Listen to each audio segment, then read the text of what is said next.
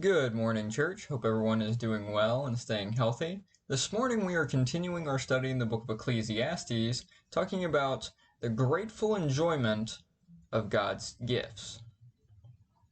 Now, before we get started here, we have a few announcements. We have a Ladies' Inspiration Day at Somerset Church of Christ. That's Saturday, April the 20th. We have a Spring Gospel Meeting at New Lexington Church of Christ, April 21st through the 23rd. Ladies' Inspiration Day at Camden Avenue, that's April 27th. Norval Park and Somerset Churches of Christ are hosting a mental health workshop, Helping Healing Humor, and that's April the 26th through the 28th.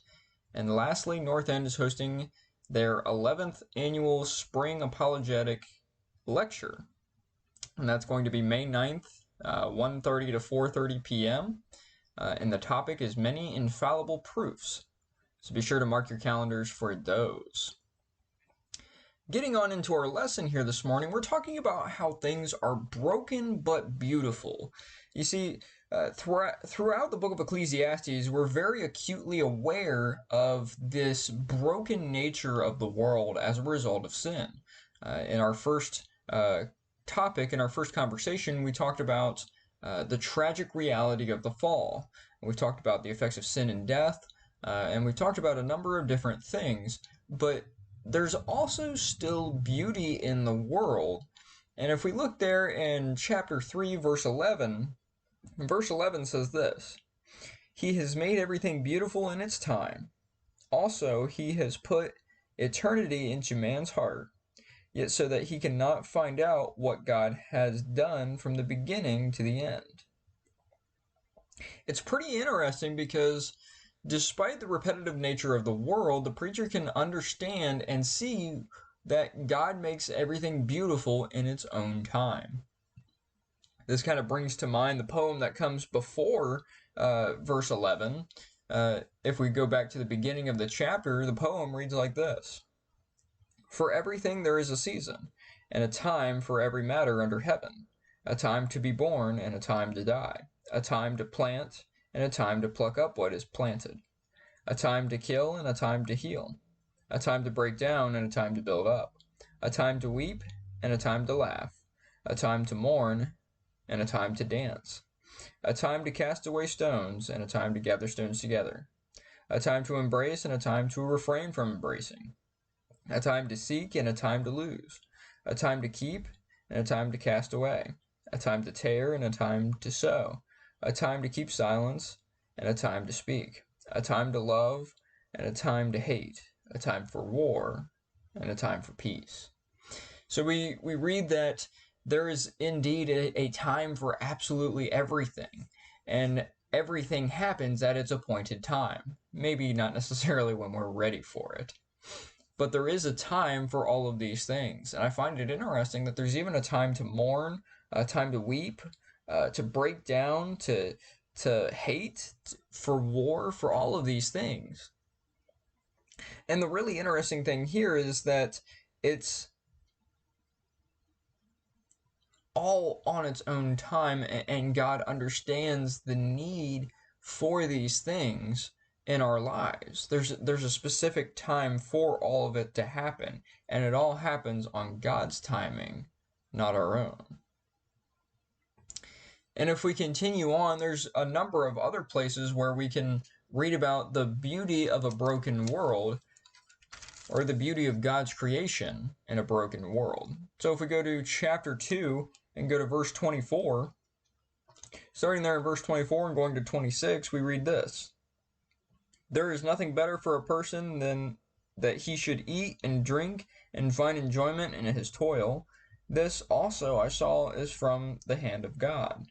Apart from him, who can eat or who can have enjoyment? For to the one who pleases him, God has given wisdom and knowledge and joy, but to the sinner he has given the business of gathering and collecting, only to give to one who pleases God. This also is vanity and a striving after wind. And then if we jump over to chapter 3, there in verse 12 and 13, Verse 12, it says, I perceive that there is nothing better for them than to be joyful to do good as long as they live. Also, that everyone should eat and drink and take pleasure in all his toil. This is God's gift to man. If we jump over to chapter 5, there in verse 18. Verse 18 to verse 20. Behold, what I have seen to be good and fitting is to eat and drink and find enjoyment in all the toil with which one toils under the sun the few days of his life that God has given him. For this is his lot. Everyone also to whom God has given wealth and possessions and power to enjoy them and to accept his lot and rejoice in his toil. This is the gift of God, for he will not much remember the days of his life, because God keeps him occupied with joy in his heart. And there's a couple other places here where we get to see the enjoyment of God's gifts despite living in this broken world. The preacher recognizes the tragic reality of the fall, but also recognizes that this doesn't take away from the beauty of the world that God has created. It doesn't take away from the gifts that we have been given. And these gifts of relationships, food, drink, satisfying labor, they're all to be received humbly and enjoyed fully. These are wonderful blessings from God, and we should treat them as such. We have the ability to enjoy these things, and we need to enjoy them because they are gifts from God.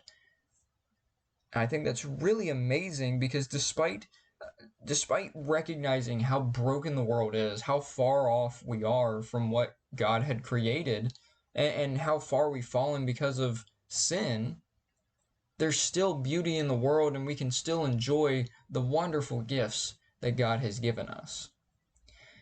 Though the world is broken and nothing but vanity, we can still enjoy these wonderful gifts of God. We are still able to appreciate the beauty of His creation. Things are tough, but there's always hope in Jesus. I hope this helps us understand a little bit more about God's good gifts and how we can still enjoy these gifts despite the state of the world around us. Be sure to join us next week as we take a look at our final key theme in this series, the fear of God. I hope you all have a wonderful week, and God bless. We'll see you next week.